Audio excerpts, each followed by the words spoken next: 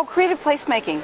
It's about when people come together around a mission that has to do with arts and culture and really embed it in a particular place and build the partnerships that they need to do that, and have in mind connections with the people who will be living it, you know, taking it in and shaping it. But I think, you know, the great thing about Los Angeles is it is, along with New York City and to some extent San Francisco, really a powerful, or I should say San Jose, a powerful cultural industry center. And so Los Angeles just draws tremendous numbers of young people and creates careers for people for very long periods of time. And in many ways, people move fluidly across these borders every day, every week, between commercial and nonprofit work. Artists do, in order to make a living. I think the main thing is to really take cultural industry seriously. So most cities think that innovation is about technology, is about medicine and science and engineering.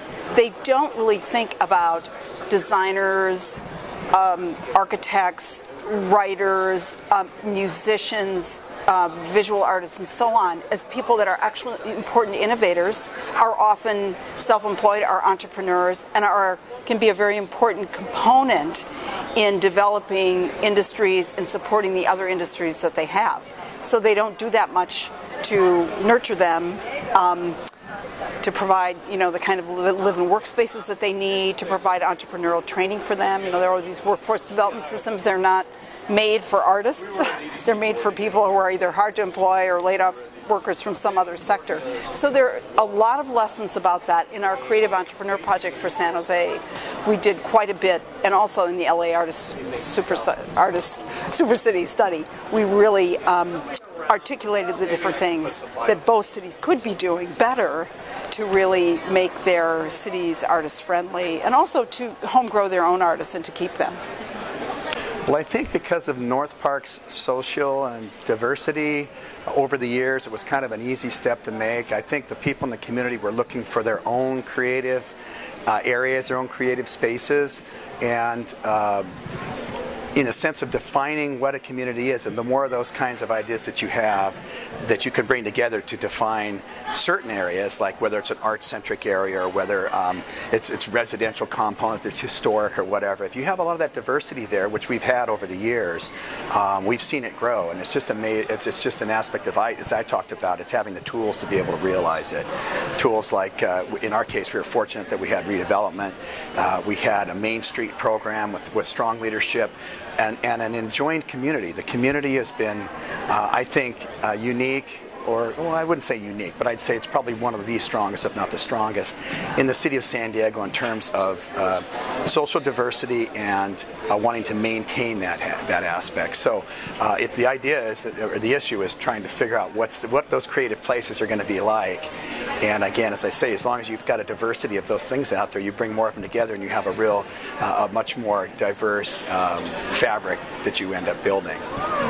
In an area like ours in North Park, which was coming out of an economic downfall in the 1970s, 1980s and so forth, and given the nature of, as I mentioned, the nature of the constituency, the people that resided there, and the opportunity of having lower valued properties in an already defined higher density commercial area, it provided the impetus or the accessibility to that. So I think from the aspect of being able to have resources available, the people that are creative, the arts always lead the way. I mean, it seems like when you're working with arts and the people that are in the entertainment business and so forth, they're always creating new genres, they're creating new areas, they're creating new kind of hip things to do, and there's that creative element that says, we want to do this here, which we'd never seen somewhere else. And it's being able to have, fortunately as we were, to have an area and a resource that was available to them, and then it was basically ripe for, you know, that kind of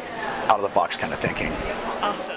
So we work with, in the beginning, the Jacobs Center was focused on strengthening the neighborhoods that surrounded Market Creek Plaza in the village. So they did that by actually getting a group of individuals and trained them and got them up to par on how we could better our community by actually calling on the councilmen and police officers and things like that. Well, as the years went by, it changed to now they're wanting to get the cultural communities involved because it was such a diverse area, and we weren't able to see the diversity. Mainly, people that were coming to the meetings were African Americans, and so they felt that they needed to actually now go into the different cultural groups and strengthen them, and they did that by actually inviting them to come and help organize a cultural fest, depending on whether it's the Samoan or Laotian or Filipino or African American. So each of the 9 cultural groups that we work with helped organize their own cultural event, and so we honored and celebrated one culture per month. That kind of leads them, and now they're all excited. They're in every committee. You see a variety of the cultures in there, so it's been a great working experience for us. Well, it's because of the monthly celebrations that we have actually brings in a lot of people, especially our Arts and Culture Fest, which is in October, and when people come to these events, they tend to spend money at Market Creek Plaza because our events happen at Market Creek Plaza. We have an amphitheater in the back, so in order for you to even come through to the amphitheater, you're going to pass a lot of the businesses there. So people tend to spend money there. On a normal day, you know, they do average business, but we want to, all the housing that we're planning to build, we hope will support the businesses that will be in the village.